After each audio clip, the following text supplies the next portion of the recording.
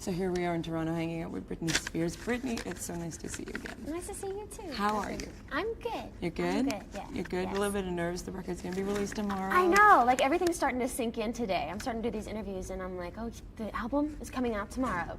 Yeah. But yeah, I'm a little nervous, but I'm excited too. Yeah, well, you've got to be excited. I mean, this one is it, right? Yeah, This is Britney. Yeah. It's really, this is the first album that's really, like, I personally think that's a reflection of me. So, Yeah, definitely. Well, the first words on it are pretty decisive. The first thing you speak on this record is, everybody, all you people look at me like I'm a little girl.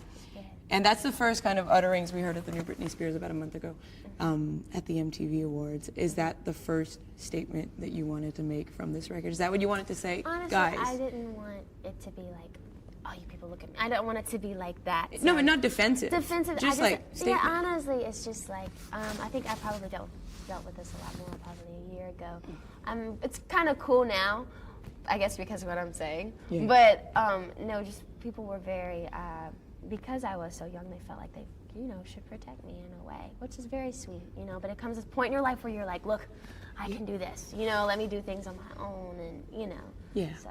Well, the 5 songs you co-wrote are pretty much all on that theme, except for maybe the love song. Yeah.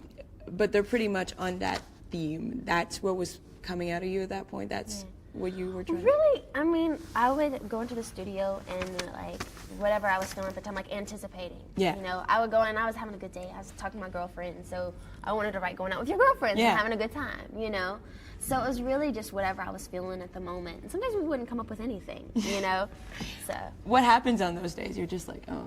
You're like, God, okay, this vibe is not cool. We need to go home. You know what I mean? And some days you write like 3 songs. Yeah. So it just really depended. Well, so you're cool with that though. Yeah. You're cool with being. Yeah, well, they day to day. They had like a lot of time for us to do this album, which was really cool. It was really laid back. Yeah, so. very cool. Is this album about respect? Respecting yourself, having other people respect you, the music you do? Yeah, I would definitely say that. I mean, with this, everyone was like, well, are you concerned with how much it's going to sell? I was like, I don't. I mean, of course. I mean, if you have a #1 album, hey, that's awesome, But that's not my goal here. My goal here is just for people to listen to it and respect it and be like, wow, she's saying what she feels. Yeah. She's got something to say, Yeah, when you started out, did you already have that vision and it was just something you couldn't express right away because of your age, because of people? You know what? When I first started, I had no idea what was going on. Honestly, I didn't. I was just happy to be here. Yeah. And, and then things really, really took off. And then, I always knew that I was going to be a performer, but I didn't know to what extent. So then with this album, they really gave me the opportunity and they trusted me to do what I wanted to do. So how did you learn?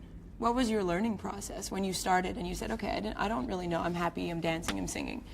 And then you get to listen to artists, you get to listen to their music, to what they say. I guess just being inspired by different people, like going to the Jill Scott show and listening to what she says, or like going to NDRE show, and just being inspired by different people, or inspired by anything. Talk with your mom on the phone can do that too and make you want to write a song. And I've always been writing songs, but I think it's easy to write a song, but it's hard to write amazing song. Yeah. You know what I mean?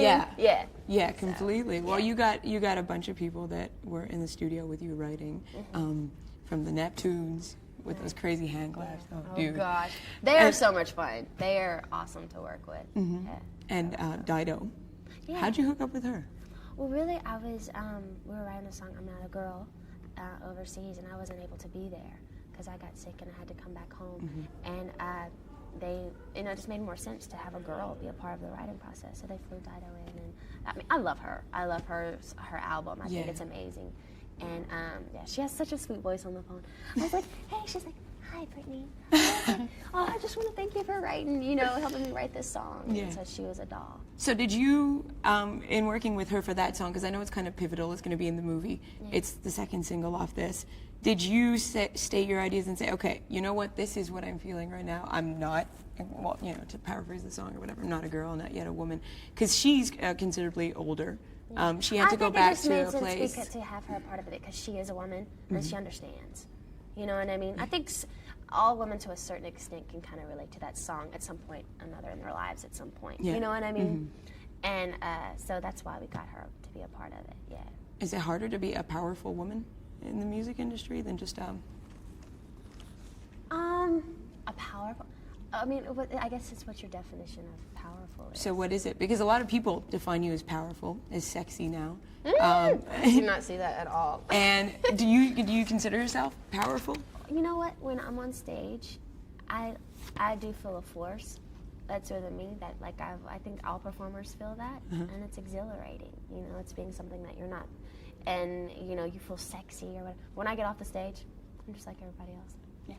Well, you know what? There's a difference. So there's like there's two different people. There's Britney that I'm talking to right now, and there's like Britney on stage. I think everybody personally has different sides to them, and I think that's a cool thing, and you need to express that. You know, there's a bunch of different emotions, and I think that's like being an actress, you know, or being an actor. And I think it's a good thing for, like, when they're young and they go into their mom's closet and they put on their mom's high heels and their mom's clothes. Totally. They're being like the grown-up that they want to be. You know what I mean? And I guess it's me playing in it's like me playing on stage, you know? But it's still a part of you. Oh, definitely. Yeah. Exactly. Well, speaking of being an actress, you got to do that. The last time I spoke to you was May, and you just finished the shooting of the movie. And I don't know, we weren't allowed to talk about it because it was under wraps, but now it's coming out. So tell me a bit about that. Well, the movie, it's going to be coming out in February, and I just saw the trailer of it like 2 weeks ago. I was like, oh, whoa. It's crazy because, like, I came up with the concept for the movie like 6 months ago or like a year ago, something like that. And now to see it like up on the big screen, you're just like, oh my God, it's like overwhelming a little bit, you know? Yeah. But it's a really sweet movie. It's just about 3 girls and their friendship that they have, and they're really, really close. They went to daycare with each other. Okay. They go through high school and they all go in these really bad directions. One girl, like me for instance, Lucy, I'm trying to please my dad. He wants me to go to med school, become this valedictorian, and you know. Yeah. And then my friend Kit, she has an eating disorder, and Mimi, she's been raped, and we're just going through really bad things in our lives, you know, really hard times. And that's the thing that I like about the movie, though, because even though it's a teen movie, it's dealing with real teen issues that teenagers go through. Yeah, it's not like sugary, sweet. Yeah, you know. But then that's when the movie starts, and we go on this amazing road trip together. It's just a crazy road trip, and it's just about finding ourselves and getting our friendship back together. And it's really sweet. Afterwards, you're like, oh, where's my girlfriend? I'm going to call her. Seriously. Yeah. Really? Yeah. Well, you're saying when I came up with the concept with the movie. So you were probably like, 17 when you came up with that concept. And you've been coming up with the concepts for your videos along with the directors for a while. Did it take a certain amount of time before people said, oh yeah, you know what? She's right. You know, she can do it. Like, did you find it hard at first to like pick up the phone and say, hi, I want to work with you. I want to do this. I know I'm kind of young, but yeah, I want to do it. Well, really, I would call my manager and ask him to, you know, hook those things up for me. But I was never the person to actually, you know. I go for Francis Lawrence, for example. He did the Slay video. Yeah. The caller was like, I really love the last video he did for Janet. I was like, so can you please do my next video? You know? So he called him and he was like, yeah, sure. But I think at first it was kind of about gaining that respect and proving to people that, you know, you can do this at first, and then now people are like, yeah, I do want to work with her. Yeah, it's true. And you find people's perspective has changed when you approach them, when you address them? They don't see the same Britney as the Britney of Baby One More Time? I would say that, yeah. Yeah, some people, not the people that are my really close friends, like the people that I love. Yeah, of course. Of course, but the people that, you know, I think it's just they have a little bit more respect for you, you know, Yeah, good for you. Yeah. And you're turning 20 very soon. Yeah. Is age something important for you? Is age a number? Is age just, or is age kind of a milestone, stepping stone? I mean, I probably won't feel really any that different when I turn 20 or 21. She's probably like, you won't, trust me, you know. But it's just that feeling of like, you know, you're 20 when I was 13 and 14. I thought when I turned 20, I'd be like, you know, an adult now. Yeah. So. But whatever. Yeah. Okay. And last song on the record, obviously, we have to talk about it. It's co-written with Justin. Oh yeah. And it's damn funky. It's very Michael Jackson. Yeah. How was the initial process of working with somebody that's your boyfriend in the studio? Well, I was a little nervous at first, I have to say, because I'm used to like going in and just working with, you know, producer. Yeah. So I walked in and he was, I was nervous, but then once I started singing, got the flow, the rhythm of things, it was very cool. Yeah. It was I got really relaxed. Yeah, I was like, oh, I could do this a lot more. Yeah? Yeah. So you think of collaborating or work? Oh, Would definitely. you feel comfortable going to him or to NSYNC and saying, I have a song for you? I don't know. I don't know about that. But I mean, hey, if I did, then I would definitely do it if I came up with a song. But I don't know. I would be a little intimidated. Yeah, five guys, and Yeah. they kind of know their stuff too. Yeah. But you do too. Yeah. And so it's funny, you were mentioning Janet when we were talking about Francis Lawrence, but I saw a lot of similarities, like in the music, in the attitude of this album as her music. A lot of people are comparing this to Madonna, obviously, because you like her, and she's such an icon. But I saw a lot of Janet, when she put out Control as an album, how it made everybody's perspective change on her. I kind of see that. Yeah, I mean, Control was the album where she came out and she's like, when I was 17, Exactly. And she was like, this is me. Yeah. And I love that. And I think, I could see, I mean, musically it's not exactly the same, but I think the whole vibe of it. Completely. Is, Yeah. Was there a morning when you just woke up and said, okay, screw this shit, this is enough, I'm speaking today? When was the point when you were like, okay, probably like 6 months ago, right when I first started doing the album, I just felt like there were so many people like, okay, what were you doing? Just so many phone calls, where's she at, where's she going? It's like, look, leave me alone. Yeah. Like I can take care of myself, And it was just a matter of me putting it into my own hands and just saying that, But because I did start out when I was really young, like when I was 15 years old, and it's hard to kind of break that habit, for people taking care of you. Yeah. Constantly, where are you at? What are you doing? What time are you coming home? And I think all teenagers can kind of relate to that to a certain point. Oh yeah, whether they're living in Hollywood or living in Right. North Carolina or Right. whatever. Right. We talk about that in Lonely, in Overprotected. A lot of people think maybe Lonely is about being lonely, lonely. but No, it's she's saying the I ain't gonna opposite. be lonely anymore. Yeah. Yeah. Where did you have to draw the line? Is it with the business side? Is it with the family side? What do you mean draw the line? The public of leave me alone. Is it with the public being too intrusive? Is it with friends, everybody wanting a piece of you? Is it with the handlers? I think it's a combination of the people that I work with and people's opinions out in the world, Yeah. Kind of a combination of both. What do you think is the biggest misconception about Britney Spears? I think that people think that what we do is very glamorous and da-da-da. But it is a lot of hard work, But at the same time, I'm not complaining because I hate it when artists are like, I'm just so stressed out. And it is stressful, but at the same time, I'm so happy to be here and like I feel so blessed and Yeah. The tour is starting, has started, and tonight you'll be performing. Yes. How does it feel to be back up on that stage with those new songs? It feels really good, seriously. Oh my gosh, just being on stage again, it feels really, really good. Yeah.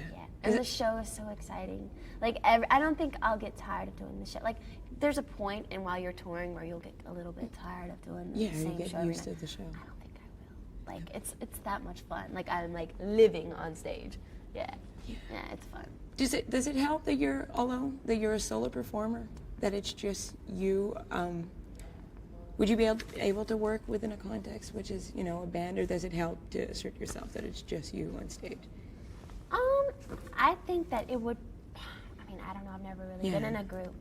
But from an outsider looking in, I would probably say it would be kind of hard to please 5 people in a group or 4 or 3 or whatever continuously. But I guess it just depends on, the vibe of the relationship or whatever. But I'm happy being solo. Yeah, Good. I like being solo. How freaky is this? We're trying to do an interview, but, it's super silent. And I know, everybody's right? kind of listening. Uh-huh. Isn't it weird? Yeah, it's a little bizarre.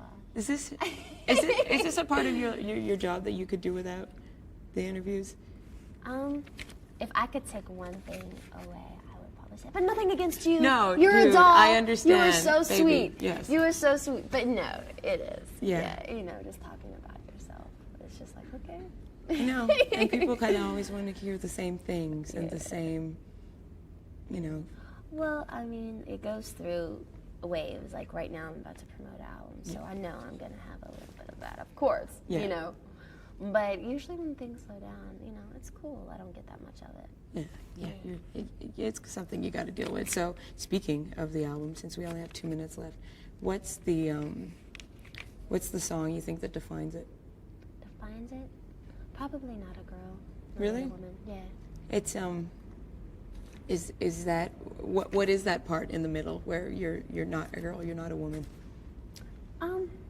Really, I've been thinking about it, and I guess it depends on what your definition is of a girl Yeah, and a woman. because that's you what you know? were saying before. It helps to have a woman, and then I was like, well, maybe she thinks she's a woman, but maybe she doesn't. You know? Right.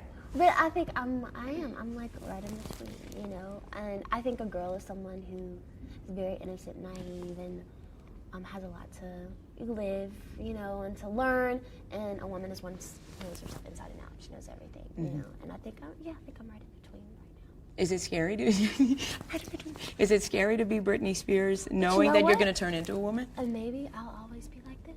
I don't know. I don't have all the answers. But no, but a generalization of the song. Yeah. It's a beautiful song, and it's so much fun to sing on stage. When I get on stage and I sing that song, just something comes over me. It's just like, it feels so good. My mom called me yesterday, and she's like, I can't stop listening to your album.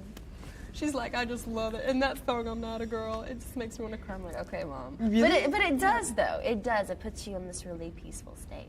That's good. Well, if that's what it does to you, I mean, dude, that's cool. Okay, so thank you very much. Thank you. It was so nice seeing you again. You too. Thank you. Have a great show tonight. Thank you. And on to the next one.